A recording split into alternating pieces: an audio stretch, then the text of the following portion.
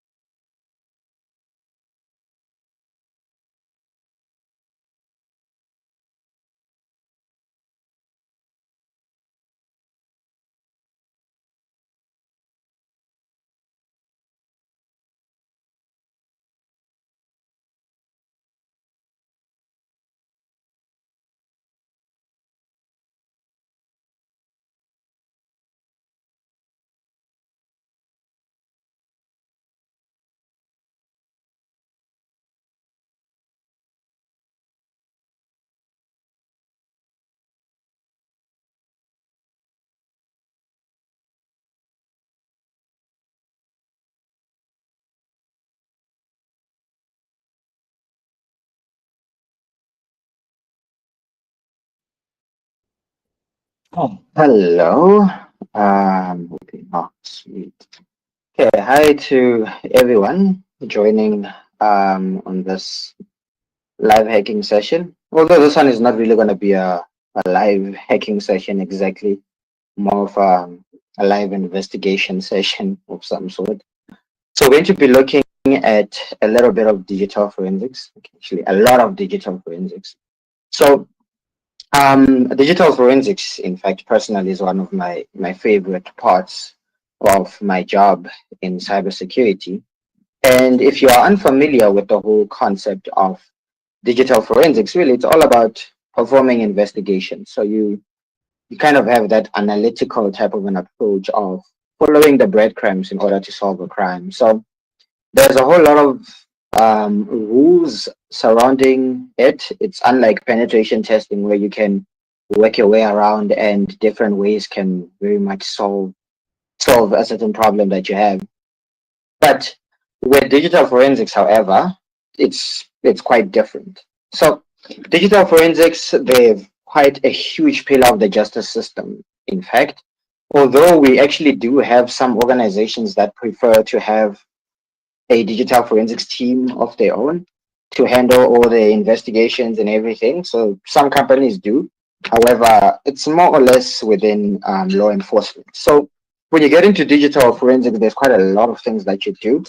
A lot of your things are digital investigation. So when a cybercrime has taken place, you investigate it. In some cases, even homicide and so on and so forth, you still, as a matter of fact, you still get involved within the investigation of such. So there's quite a lot in it, and quite honestly, with the stuff I've done in the past, I find that digital forensics is a lot more fun. But it has its people. So if you're an analytical person, then this would work perfectly for you. So if you have Kali Linux, if you've been looking back to the past couple of hacking sessions we've done together, we were working with the Kali Linux operating system.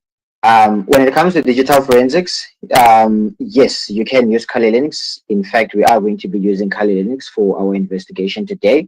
However, there are a lot more others. In fact, there is operating systems that are more focused on just forensics.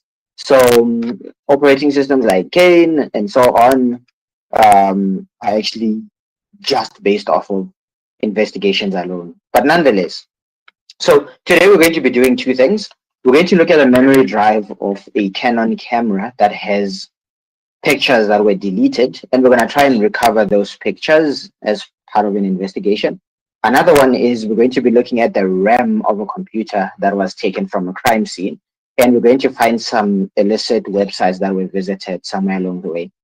So I'm going to try and explain these things as much as I can, noting obviously that there are others who are not used or do not have exactly a background in cybersecurity. So I'm going to try as much as possible to explain it in layman's terms, if that's what they call them, I guess.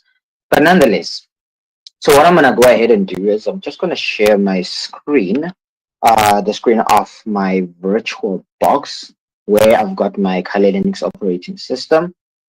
So we can get started. Please note, guys, if you have questions, as always, you can always leave them in the webinar's Q&A section. Hopefully, you can find that Q&A section. Anyways, so in the Q&A section, just leave a hi or whatever, just to be sure that you guys can actually see my screen before I begin jumping on everything. Just do let me know if you are able to see my screen.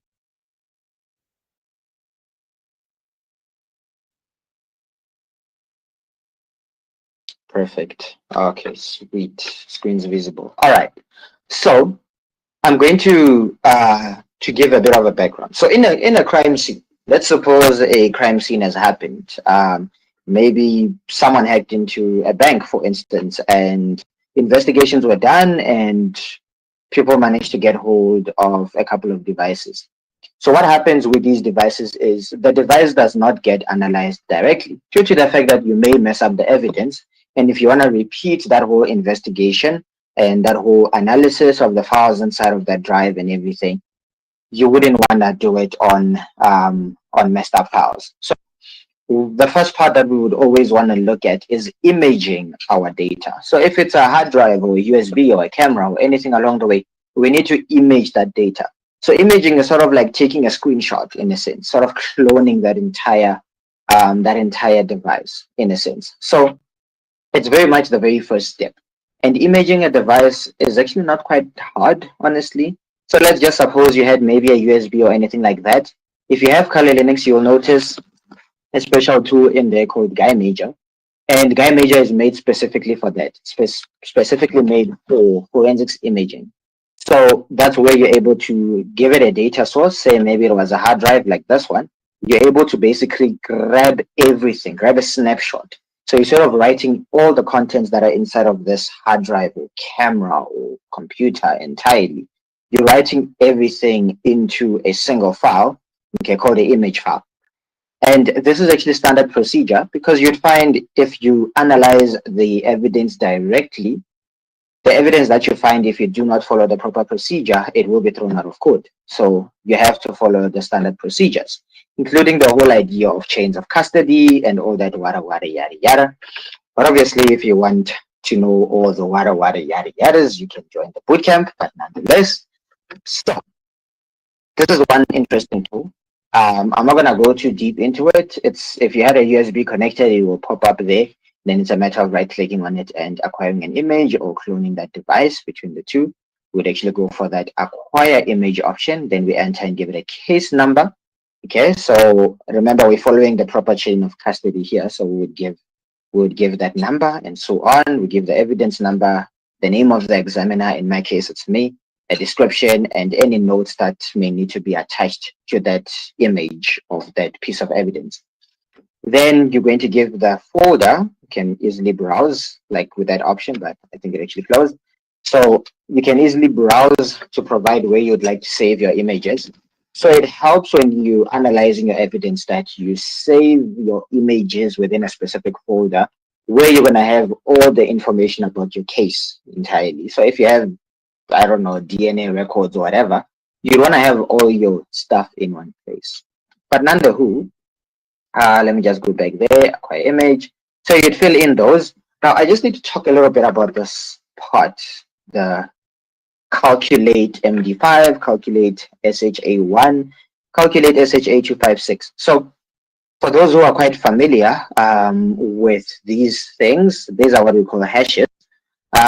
We might know them to actually be things that somewhat represent a password within a database. It's sort of a secure way of storing a password. However, in digital forensics as well, we actually use these things. We call them checksums. And that whole, it gives somewhat of like a unique identifier for a specific file in a sense. So it identifies an entire file just all on its own. And if a file is to be changed or any content, it's to be updated, the signature will change, which is why we love using these things. So you'd actually record your checksum before and record it after to actually see if that evidence messes up along the way. So that it actually holds in court, ideally. But nonetheless, it's all proper court procedures and evidence handling. Anyways, so I'm going to disregard this for now. I'm actually going to just go to a website that has forensics images already. So if you grab your web browser, you should be able to check for digitalcorpora.org. To get there, literally search for digital corpora, I think is the spelling. Yeah, digital corpora. Should be able to note digitalcorpora.org, sponsored by AWS, blah, blah, blah. So Digital Corpora is a nice website that supports the research of digital forensics. So it should lead you to this website. Inside of this website, you'll find a lot of stuff here, such as cell phone data dumps, where you can actually analyze it to find some interesting stuff. Disk images, which is what we're going to be doing today. Files, just looking at a specific files, things like fingerprinting the file, when was the last day it was accessed, and so on and so forth, that kind of information. Network packet dumps, things that a SOC analyst would give to you to basically investigate. That's ideally that. And then there's those that are scenario based. If you want to do a full on investigation from point A to point B, you can happily look at the scenario based, where you can actually compile an entire advice to what you think about the case and everything. So you can somewhat pick your poison as you progress through. Okay, so let's get started now. We're going to go into the disks section right there. Okay, and then in the disks section, we're going to scroll down through. Okay, when you scroll down, you'll notice there's a couple of cases that are happening there. We're going to go for this NPS 2009 Canon 2. You'll notice the description. They sort of, again, you have to understand what your role is in this entire investigation. So a set of images taken from a Canon digital camera that can be used to test basic file recovery, fragmentation file recovery, and file carving. Now, after reading that, it kind of sounds weird, but that's okay. So to give a bit of background, I think you kind of know off the bat what file recovery is. It's literally recovering files. There's literally not much to it.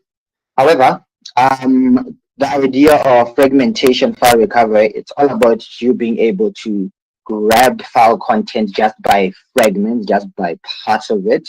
You can find a file that was half downloaded and you can somewhat attempt to reconstruct the entire file. And then obviously there's the concept of file carving, which ideally is carving out a file, sort of copying a file without changing its content or anything like that. You're sort of keeping the content as it is. That's ideally what file carving is.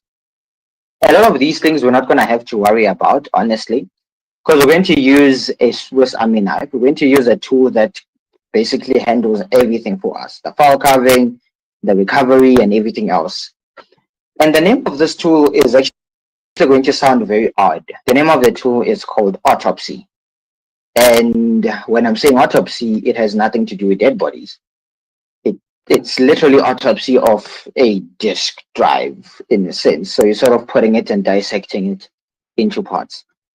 So we're gonna go into that NPS 2002 Canon 2 thing, 2009, whatever that is. Inside. Now, remember we said the very first step before you even analyze your evidence is to image that evidence and have the copy. Then you analyze the copy, not the original. So what we have here are a series of files, which is ideally these ones that I'm interested in. Okay, we've got E01, E01, E01, but each of them have a different gen number. So what those are, they're called NCase. So there's a special piece of software called NCase. NCase is also used by forensics investigators to image drives, unlike obviously using GuiMajor. There are cases where we just use NCase. The issue obviously with NCase is that when it copies a drive, it actually splits the image into parts, whereas GuiMajor sort of saves everything as one file. So if I was cloning an entire device that's 1 TB, I'll actually be making a file that's 1 TB. Whereas NCase will sort of create a series of files that basically amounts to the size of the original. So this is ideally what we have here. This whole Gen 1, Gen 2, Gen 3. These are NCase files. Now, this is ideally something that you would have to know from the moment you image it. So take note though that even if you receive an image that's cloned using GuiMajor or NCase or Autopsy or anything off the bat really, Autopsy can still analyze that data. So you're pretty fine. So you're going to download basically all these 6 files because you need them, otherwise you can't analyze your evidence. Okay, you're going to download all of them. Then once you're done, I've already gone ahead and downloaded them. You'll actually see there's quite a couple of them there. So I've already downloaded them. So I'm going to do a proper procedure here where I'm going to have to create a separate folder for my digital evidence and everything else. So this should be within my downloads directory. So there they are. So there's Gen 1, Gen 2, Gen 3, Gen 4, Gen 5, and Gen 6. I'm going to cut them. And then I'll save them somewhere. Suppose within my documents, I'll create a folder called forensics, let's say. Okay, so I'll create that folder of forensics. Then somewhere in here, I can create another folder with my case. We'll call this case 001 Canon. Just say missing Canon or whatever you want to call it. Okay. And then inside there, I'll just paste all my data. So this is all of them. They have to be together, by the way, for you to analyze them perfectly. These are partial files. They're not complete files for you to analyze and take in as evidence. Anyways, again, guys, remember, if I lose you along the way, you can always put your questions in the Q&A section. Nandahu. Now that I have this, I'm going to hook up Autopsy, and you'll actually be surprised how easy it is to actually use Autopsy. It's quite one of the easiest things, in fact, if you're getting started. So I'm just going to hook up Autopsy and I'm going to search for Autopsy right there. Okay, I'm just going to give my password, which is Kali, if you're using the virtual box. Okay, and then you're going to get a URL because Autopsy is actually browser-based. So I'm going to copy the link address. Do not close this, otherwise it's going to terminate Autopsy. I'm going to keep it open.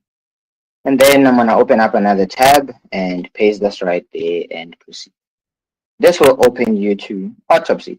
And I know probably software engineers would say this looks terrible, but hey, it does the job. So here we go. So this is Autopsy. It says Autopsy Forensics Browser version 2.24. Hopefully that's the version you have, otherwise mine is slightly older. But anyway, you can open a case that you've already done, that's fine. In my case, I'm going to create a new case. I give the name of my case, I'll call this the missing Canon camera, whatever. Okay, whatever suits your fancy. Take note, it only contains letters, numbers, and symbols, so we can give it more emojis. The names of the investigators would be provided there. I'll say myself, Tinashe Matanda, and then we'll create a new case. But remember, again, we can only give this.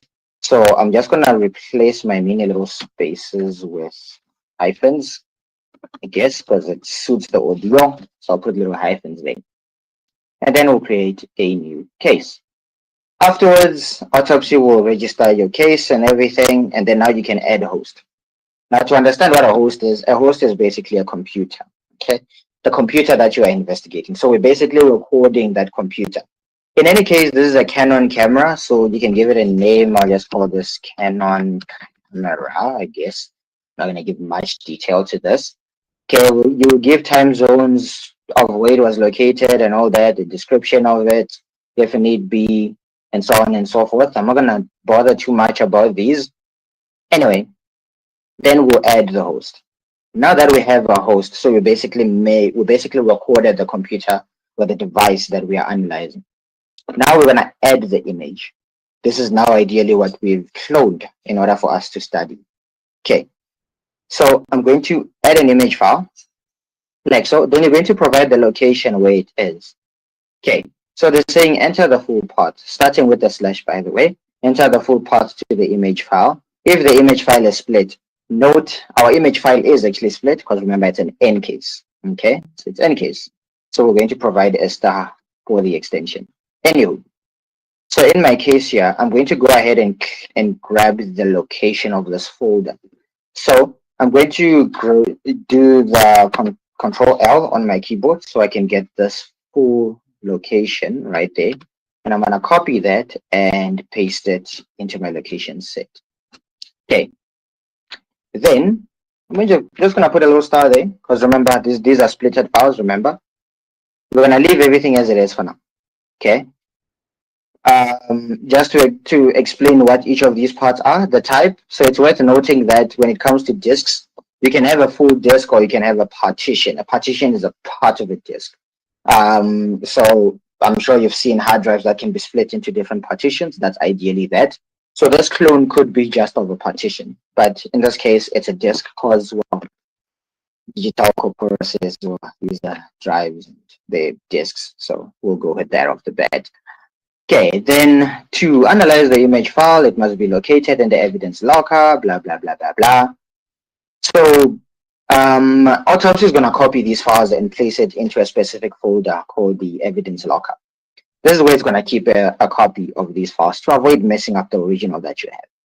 But that's fine. We'll just hit next right off. You'll notice it's going to import all the 6 files like so. Then we're going to hit next. So it has imported everything. Then once you get to this section, now you want to give a little bit more detail. So it's going to analyze these disks that you've provided. And then it has to understand what partitioning system are you using and all that. So notice it managed to identify that there's one partition, which is an FAT16 drive. So now you have to sort of give details. How do you want to mount this, this device? How do you want to attach it to your PC? And what kind of a partition is it? I'm sort of just going to copy that. This is an FAT, ideally. We just add it through as is. When everything is done, you can then hit OK. And then voila. Now you would be able to see that there's now 2. There's the disk and there's the mounted point. The mounted is one which we can ideally analyze. You click on Analyze. Now you're able to actually dig into that cloned device safely so. You could just analyze some files. And this is the beautiful part about Autopsy. The hidden files can actually be identified by easily doing this. So now we're inside it. There's actually, these are folders, and I think that's another folder, and so on and so forth. So now the question is, what can we find inside of this drive, right? So there's a folder called FAT1 or $FAT1. And it seems corrupted. We don't really get much out of it. This is literally a file or volume. Another one is literally a file or volume. There's another one, MBR, master boot record. There's really not much to it. But then there's this folder called DCIM. And if you do a quick Google search to say, where does the camera save images? You'd actually note that it saves it in a special folder called the DCIM. If you do a little bit of extra research and so on and so forth, you'd eventually be getting to identify that DCIM is a common denominator for all cameras. So now I know that there's something interesting about the camera inside the DCIM folder. If you get in there, you'd be able to see a couple of more other stuff. So there's a folder called 100 Canon. And here's one beautiful thing. When it comes to autopsy and you see this del part, note anything in red was actually files that were deleted. Yes, autopsy is powerful.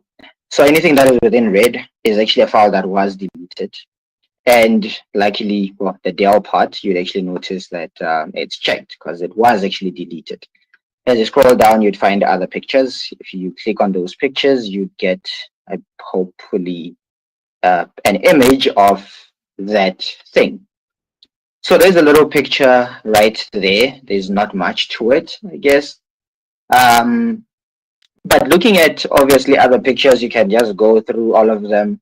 Okay, there, I think that's probably a picture of an old Mac desktop or something.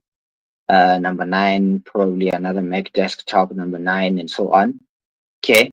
If we obviously look at the deleted ones, these are the deleted files, by the way. You'd notice some of them may as well be corrupted because there's only a certain space of time until you can eventually recover that file. So it would help obviously if you also go ahead and save the file. You can happily do that. Okay. So you can go ahead and download that file, which you can do by exporting the file. Okay. Then it's gonna go ahead and download that file for you. Then you can open it locally or put it into evidence or have it presented in court or whatever. However, this is a file that cannot be constructed anymore. Okay, actually it can be constructed. Just not going to show you how it's constructed for now.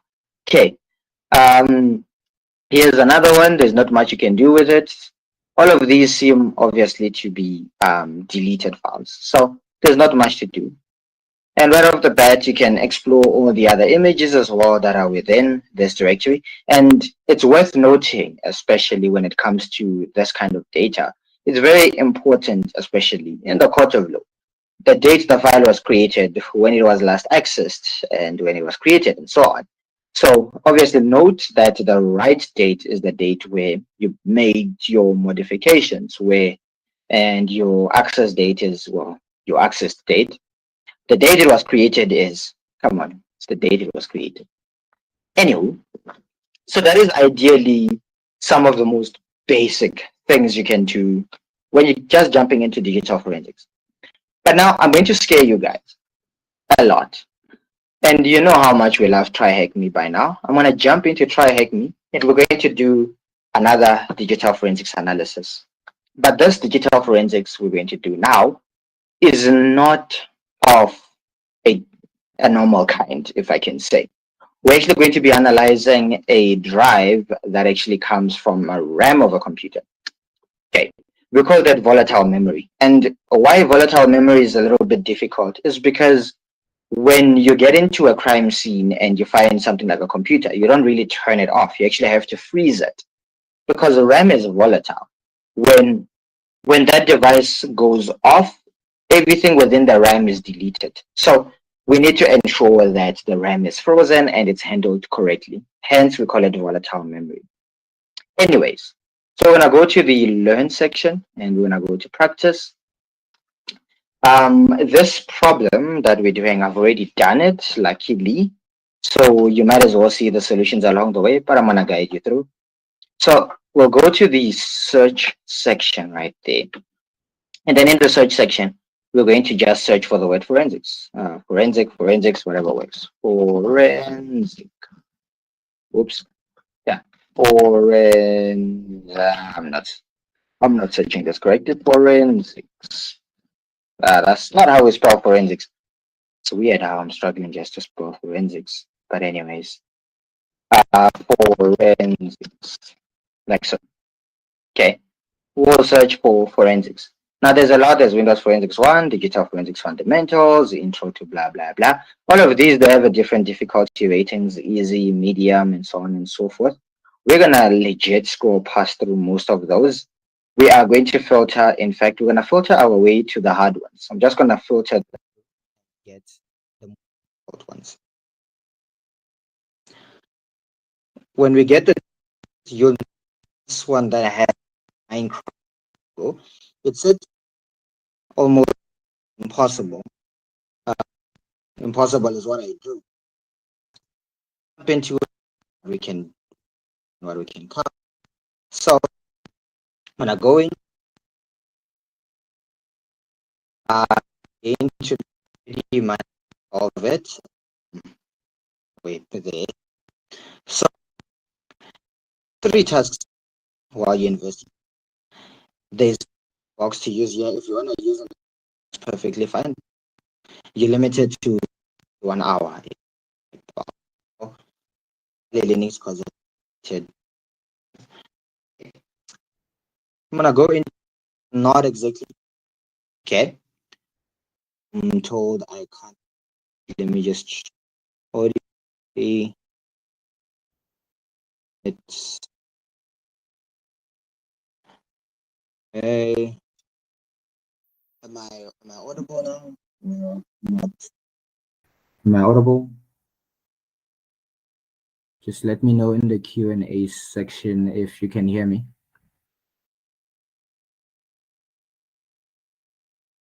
Sweet. Okay, audible.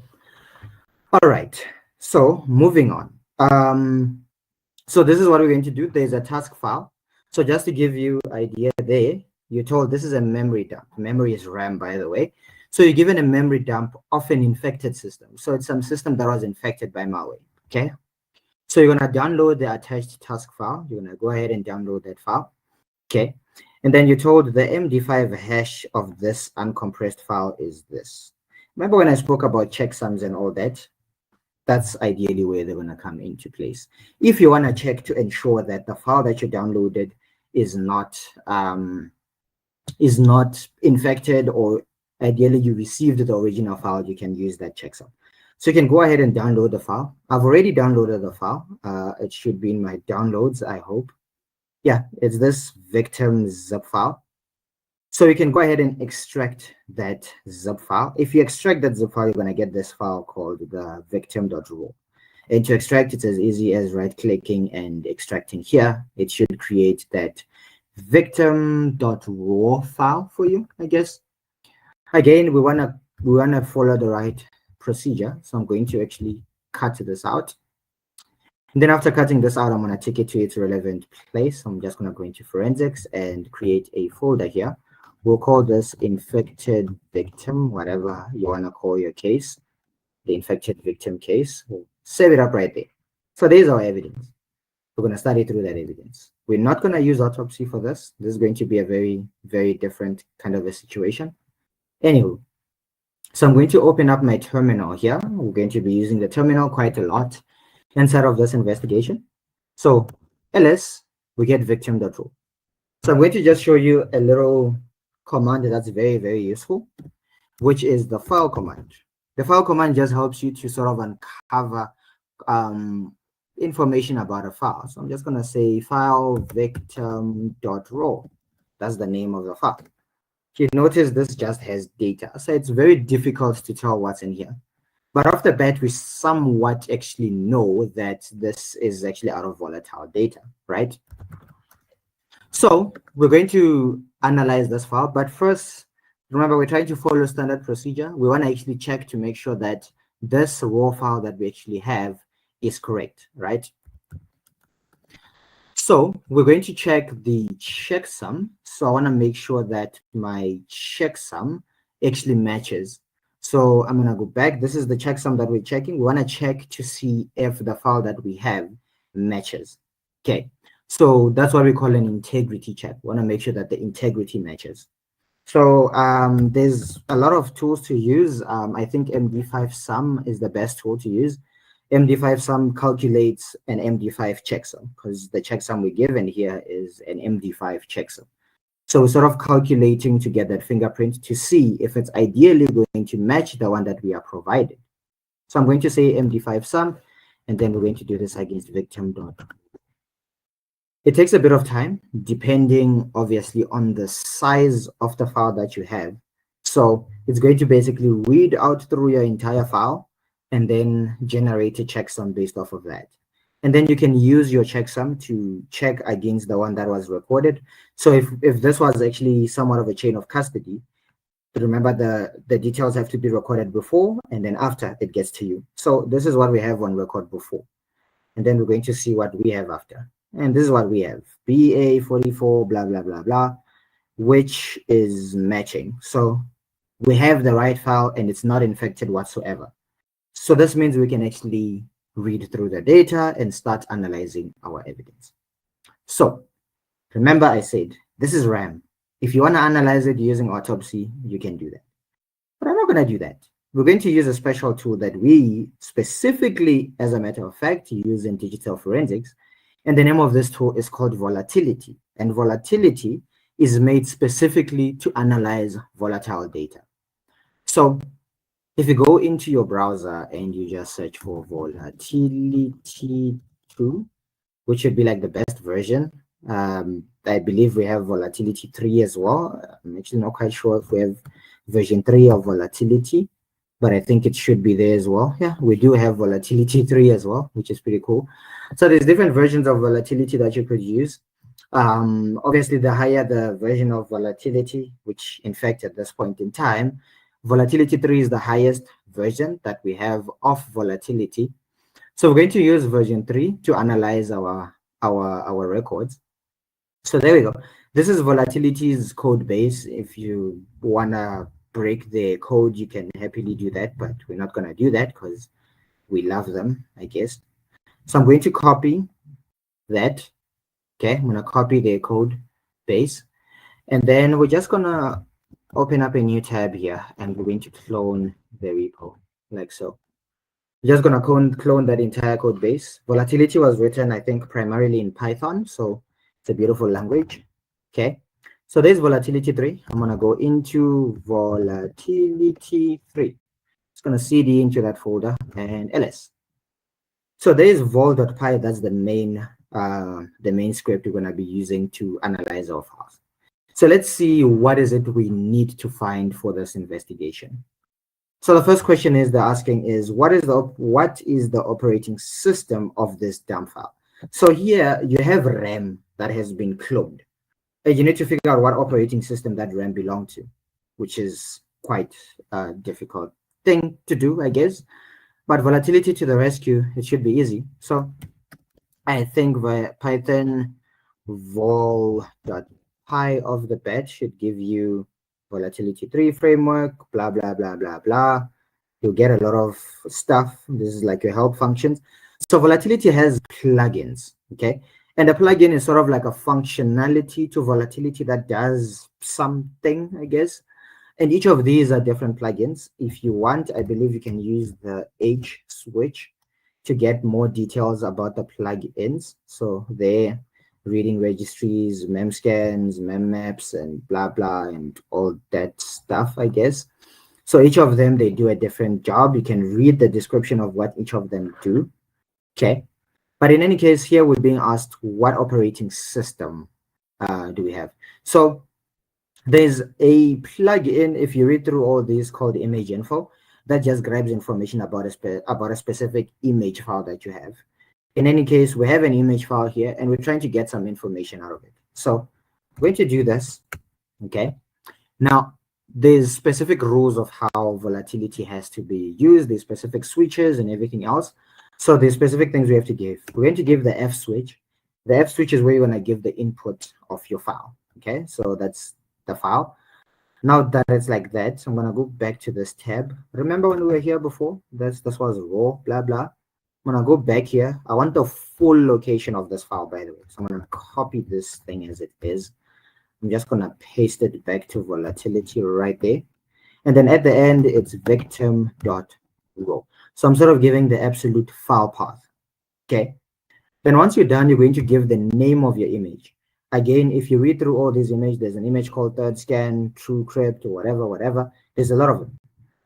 The image that we're going to be working with here is called image info. Just to be sure if I even have the right name, I think I have to provide like the full name. I do not want to read through all this. I have to give the full name so we can read through all this. Or as a matter of fact, just to make it easier, I'm also going to take a look at the original volatility. So I'm going to set aside volatility 3 And I'm also going to look at volatility 0, I guess. So let me do this. I'm going to use both. Matter of fact, the easiest to use is obviously volatility 1 because it was easy to use. Oops, yes, volatility, we'll say volatility get hub, I guess. Yes, just so we can navigate to volatility's code base. So there we go, advanced memory, blah, blah, blah. That should work. So I'm just gonna clone both of them. I'm gonna avoid putting them in the same place to avoid overriding stuff. Okay, so there it is. I think the other one was last updated like 2 months ago. From this point in time, this one dates back to like 2016. You can read through the stuff there if you'd like. In any case, here you can go ahead and clone their repository. And I believe I've already done this whole cloning of their repo.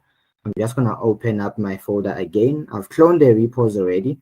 And I believe their repo should be in my home, downloads, and probably somewhere here, I'm really hoping, or documents, or somewhere, if I recall where I saved them. Otherwise, oh, there it is, volatility, beautiful. So I'm just going to, don't mind this. You'll actually see later on how on earth I ended up with such things. But this is volatility. There's our vol.py. So not much. So in any case, I'm going to open a terminal here again. Now let's analyze the info. So remember how it works. I'm going to ls. There's my vol.py. So I'm going to say Python. Obviously, volatility is 1 actually worked with Python 1, I think. The original Python. So I'm going to work with Python 2. The name is vol.py and then -f, and you give the name of your file. So I'm going to give the absolute path, which is that, and the name of the file was victim.raw. And then we're going to say image info. Now, volatility is going to take a bit of time, depending obviously on the size of that RAM or whatever it is you're analyzing. It's going to read through that. File does not exist. Oops, I think I must give quotations here because we have spaces right around that. I'm going to give quotes around there. Beautiful. Hopefully it finds that file this time. Fingers crossed. Okay, there we go. So let's see if we are able to identify what operating system it was running with that image info plugin. So we'll try and pull. Let's see. Fingers crossed. Again, guys, if you have questions, plug them into that Q&A section and we can address them as we go. Okay, so that's one thing we need to find. Perhaps this might help us find more info. Let me just go back there. So we need to find that operating system. You'd find later on it's Windows. What process identifier is the search indexer? I'll explain much on the process identifier situation, what on earth those things are. What is the last directory accessed by the user? What is the last folder the person who was owning that PC opened? That's ideally what they're asking, in fact. So you have to answer those questions as you go. And they actually sound quite a little bit difficult to understand, in fact, and how you even want to do that. But most of these things, volatility actually does for us. So volatility to the rescue anyways. So let me go back to this. Okay, beautiful. It's still analyzing. It's going to take a bit of time. Okay, it's importing most of its stuff, I believe. Yeah, it's importing quite a lot of modules, and it does actually get slow because that RAM should be like 1.5 gigs or something like that. So it is pretty huge, I must say. It is pretty huge. So we'll let it analyze through. I'm really hoping it finishes anytime sooner. Okay. Let me close that and interrupt. There we go. Let's redo that analysis. Okay. All right.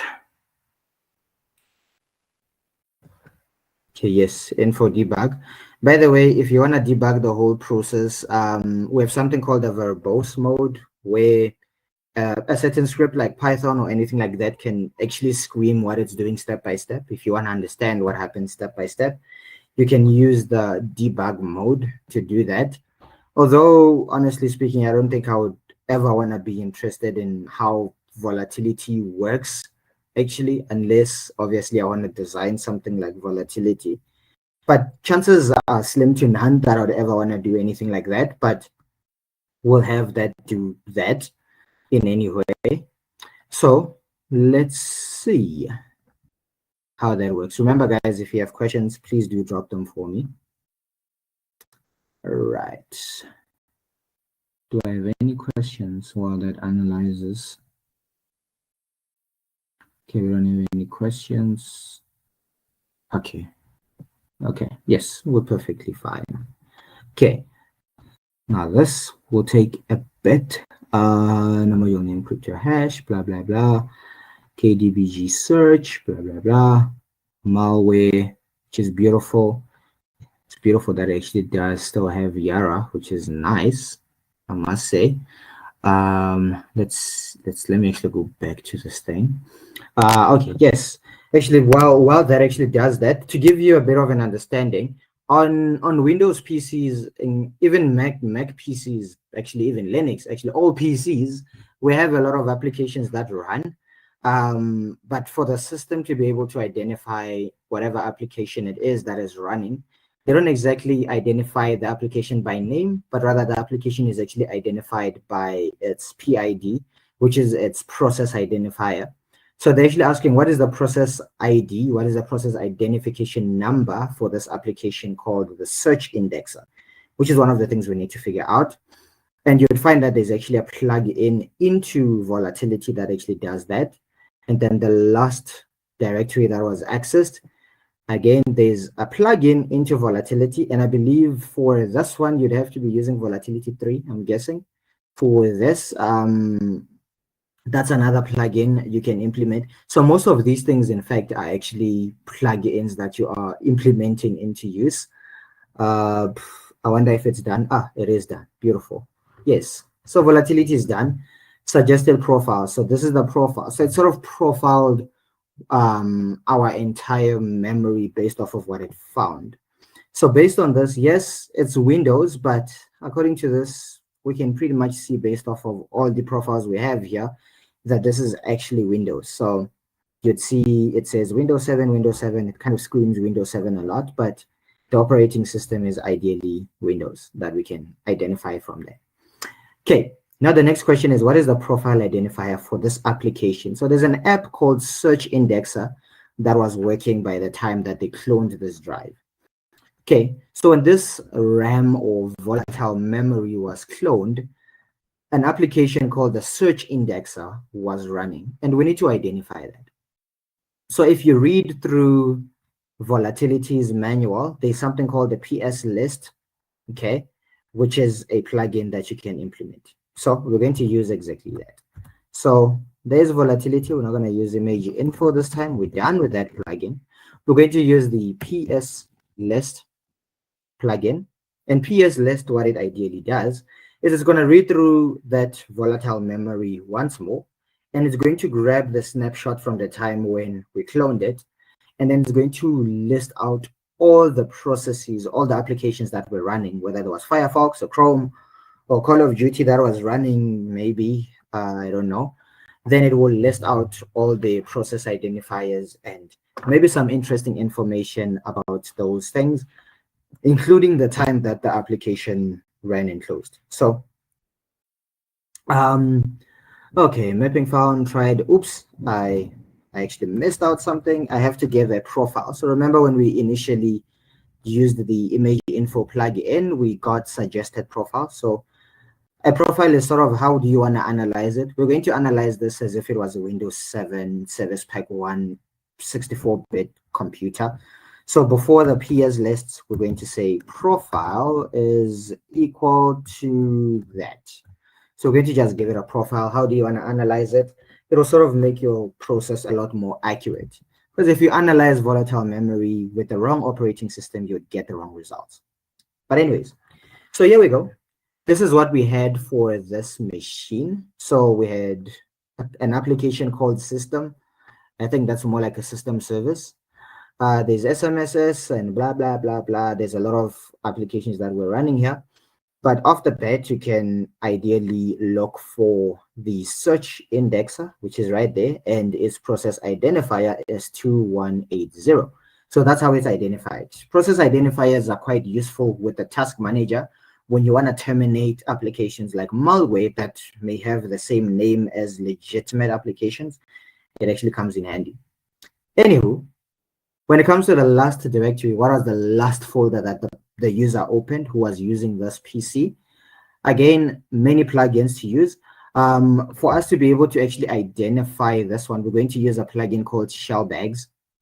So I believe this shouldn't be available in Volatility 2. If it is, I'm going to freak out. Shellbags. There's a plugin called Shellbags. I'm not hoping it's actually there in Volatility 2. I'm actually hoping, yeah, it's not there in Volatility 2. I'm actually hoping it's there in Volatility 3. So I'm going to take a look at Volatility 3, which was here. Yeah. So I'm going to try and see if we can use Shellbags. So if you read through all these, there's so many of them in here. We're going to look for Shellbags. Remember, when you're looking at Volatility 3, it has full names. You have to give in the absolute full name, window strings or blah, blah, blah, skeletons or whatever that is. Each of them have a different name.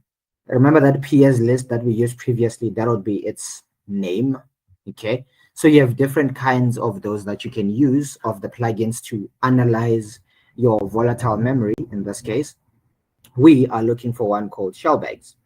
So you can read through all these and so on and so forth. This is going to take a bit. And you have to somewhat actually zoom into this thing because Kali Linux's font is not the best of fonts. Okay, PS scan, that scans stuff. This reads the network stuff and a whole lot more. Okay, so there's a whole lot here. In fact, I've read this quite fast, as a matter of fact. Okay, P scan, registries, skeleton, SV scan, okay, and Yara scans, and so on and so forth. In fact, there's something I need to check out, but I'm gonna check that out later. Let me actually Google. By the way, I actually forgot to mention this for you guys, for those who are unsure of all of them. There's a readme.md where you can get there's a list of profiles, by the way, and then you'll get a list of the plugins as they work. So these are all the plugins. You can read through very much all of them. Some are based off of Linux. So depending on the memory that you're analyzing, whether it's Mac, Linux, or Windows, you have certain kinds that work and certain that do not work. Anyway, so we actually want this guy, Shellbags. I'm actually hoping I'm actually spelling this thing correctly. Otherwise, it seems that it's actually there in Volatility 1. So it might as well actually work. Fingers crossed. Now that I've actually just copied the name. So I'm just going to do this. Perhaps I didn't spell it correctly. Shellbags, maybe. I'm not expecting it to work anyway. Okay. Nope. Actually, is there anything I'm missing to give? No. Otherwise, you'd have to use Volatility 2 to read through that.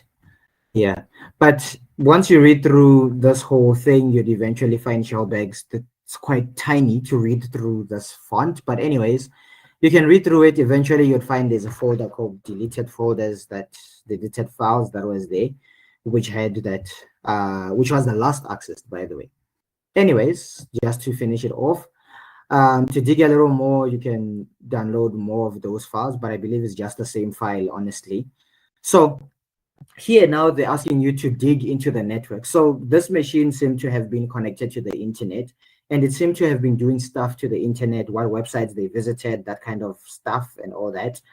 So this is actually what we're doing now. So there are suspicious open ports. So an open port might happen because you're infected by a virus, by malware, or by whatever it is that infected this machine. It might have infected it and opened the network port for a hacker to connect to the machine. So we can actually use Volatility to identify the port that was compromised. We can do that. And there's, again, plugins for everything. Beauty of volatility. So looking at volatility, I'm going to use volatility 1 because it's the best. Nope, not volatility 2. I'm going to use 1 for this.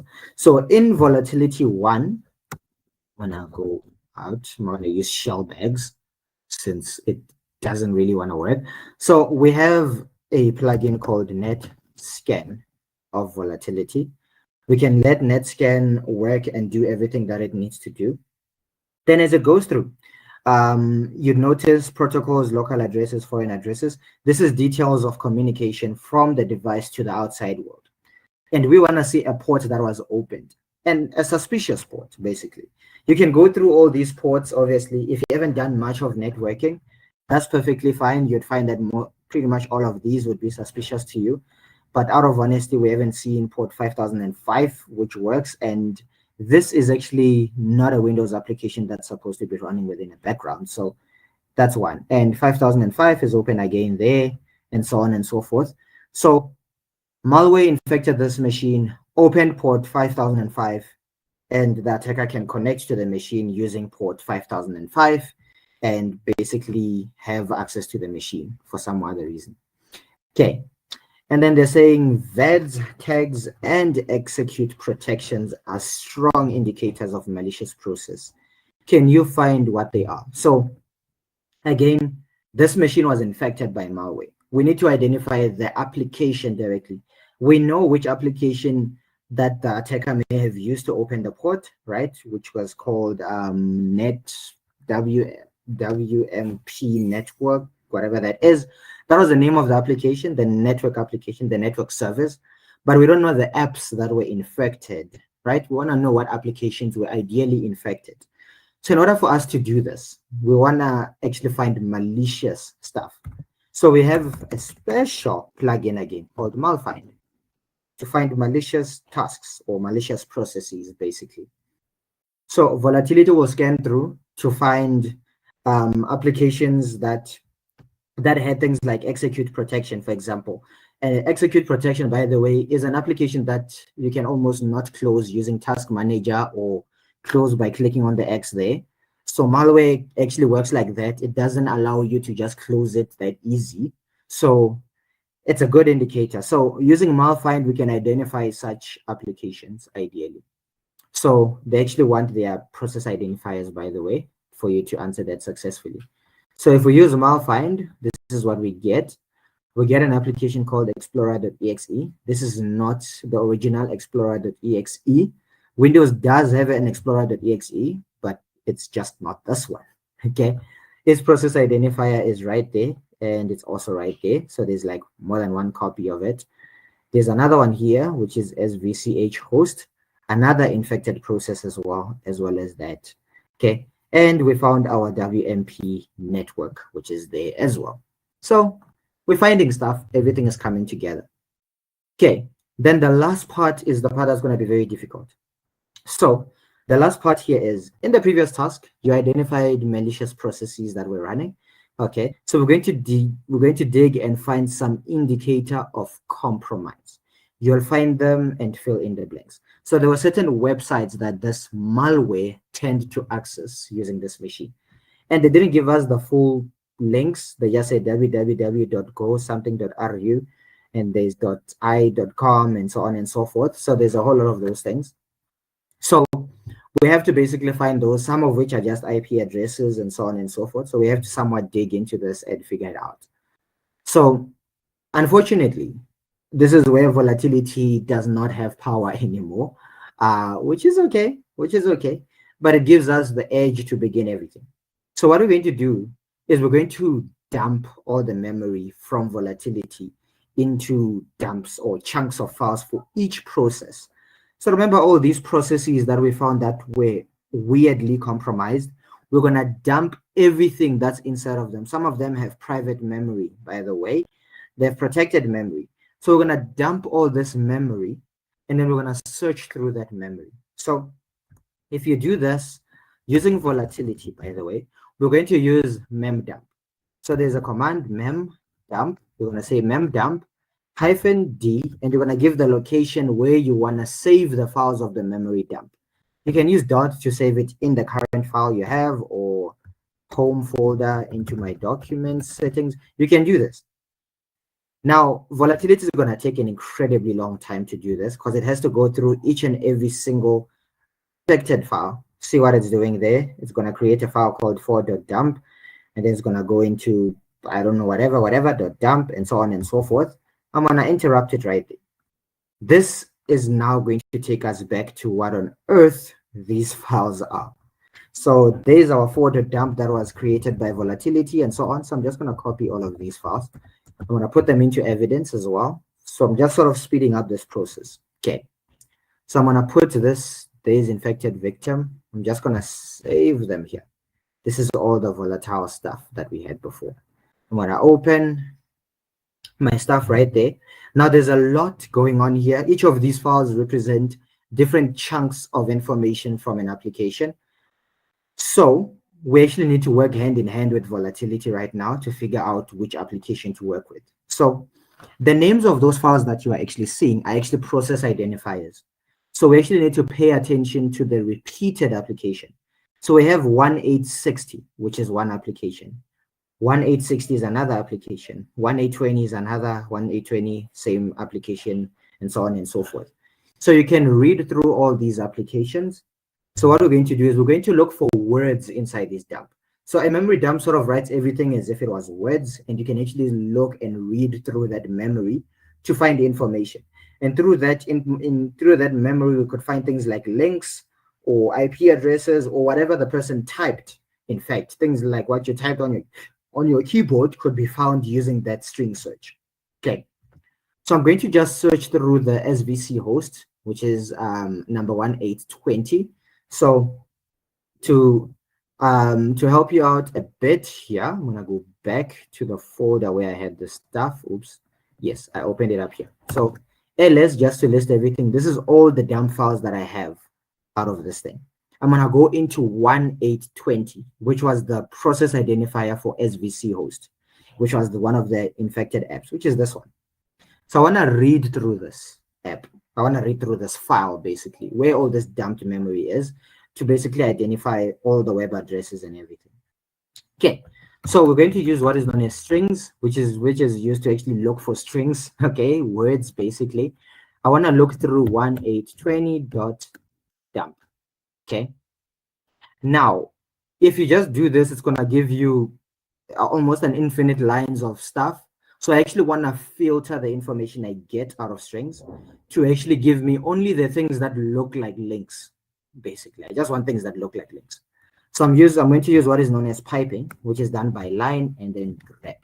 So I'm going to pipe to sort of filter out the content. I don't want to get all the stuff that's inside of this application. I just want the useful stuff. Okay. So I'm going to use what is known as registry expressions. I'm going to try and explain how the registry expressions look as much as possible. So just to show you, the application we're looking for now looks, or rather the link we're looking for now has www.go something.ru, basically. And it seems the something is like 4 letters, basically. That's actually useful information in our investigation here. So what we're looking for, a registry expression starts with a slash, okay, a slash and a less than symbol. Then what we want should have www, it should have that, slash, it's just to say and, there has to be a .go, right? There has to be a .go because that's kind of like the link we're looking for. It has to have a go as well. And then there's like 4 letters in between there. We don't know what those 4 letters are. I'm going to put 4 dots because that's how registry expressions work. And at the end, it has a .ru. And because this was registry expressions, we end with a slash and we close our thing and we do that. And then we can search through, we actually get those weird websites. Again, you have to know which of these are malicious. You can search for them at virustotal.com. You can see which of those websites are malicious. I'm not going to bother through these because I'm actually familiar with almost all of these websites except whatever the heck this one is. Gopon.ru is one of the websites that was malicious. So we found one. Now we need to find the others. This that has I and 4 letters.com. Let's see. I'm sure you kind of get the whole methodology now. So this one actually has an I here, right? It has an I. And then at the end, it's not .ru, it's .com. And remember the four dots in the middle? It has four stuff. So that should be fine. And then we actually get Ikaka. You can Google what Ikaka is, if it's malicious or not. And then we have Ikiba, and you can also check which one is malicious between those two. And from there, you'll have your result as ikaka.com to be a malicious website. So that's not a really good website to visit. So check the other one. IC something something.com is another website that was visited. So we can do the very same thing, right? Now, looking at IC something something here, this one is a bit different because we have like what, 6 letters here. That's like 6 stuff there, 5 or 6. We can test different cases. So I'm going to modify this. Obviously, I'm going to modify my registry expression to search correctly for that. Okay, so we have IC. So I don't think I would need the dot, but I'll keep it. IC. Okay, www.ic something something. There's like 5 of them, so I have 4. Then I can say 5, 6 dots, and then at the end is .com, and we can search. And then we have whatever that website is. That's the malicious website. It's nowhere near good. Then we have that IP address. I'm sure you kind of get the whole idea of registry expressions off the head now, how they actually work. So here, when it comes to that one as well, similar scenario, we don't need the www anymore this time because we're actually searching IP addresses. We're no longer working with those W's. So we're still doing the whole registry expression. So we still start with that slash and that symbol. This time, I'm actually just going to copy this thing as it is because it literally outlines what it is we are doing here. So I'm just going to copy it through as it is, paste it right there. Then we're sort of filling in the blanks here. So slash and probably a slash there as well. Okay. And the stars are actually dots. So we have them like that. That's going to be a slash as well. And that's 3 dots. I'm hoping that's the correct notation that I actually have for that IP address. Could be wrong, of course. I actually get nothing. Let's try and give 4 dots for this. Hopefully it works. So you're gonna almost do a trial and error to be looking for these things. I think numbers can go as far as 256. They might get a little larger here, so I might want to give 4 of them here as well, just to be sure as well. 233 and this and this and that. Let's see if we can get an IP address that was contacted with. Okay, we don't get anything from that. Okay, let's look at this slowly. So we have 202. Okay, so slash for the obvious registry expression, we open it with slash, and then we have our less than symbol. Then the address starts with 202 slash. So what I'm going to do is, since I have 4 dots here, I don't need this dot here. Okay, then we have 4 dots, then that dot 23, 233, and then we have the other dots at the end. I think that should be it. Yeah, there we go. That's the IP address for that one. So you can very much complete all these others. Then for the unique environment of a variable. So applications that run on a computer constantly use variables. You know how programming works. They constantly use variables. And for that to easily identify the variables that an application used within the volatile memory, you can use a plugin inside Volatility called nvars, which is good as well. So if we want to have to use this up arrow, oops, in fact, it wasn't here. So your last piece here is actually going to be, I believe, nvars, something like that. But I don't think this should be there in Volatility 1, I think. It should be there in Volatility 3 and 2, so I'm not expecting it to be there. But that should complete it because I actually see right there, it actually says nvars is not there, so kind of sucks. But nonetheless, that is basically it when it comes to volatility. It's a very useful tool, and it's kind of scary as well when you work with volatility to kind of see how much you can actually uncover using volatility, the kind of data and the kind of information you can find with volatility. It's quite scary actually, but yes. All right. Do I have questions? I haven't been checking if we have questions. Okay, Brian is asking, can you run volatility in Temux? Well, Temux is more of an Android emulator. So volatility, yes, you can use it in Temux. However, I don't really advise using it in Temux. But yes, you can. You don't really need root privileges. You don't have to root your device to use volatility or anything like that. It's quite an easy stuff. Okay, am I using registry expressions? Yes, I am using registry expressions inside the string command of Linux. Okay, if there's any other questions, you guys can drop it in the questions.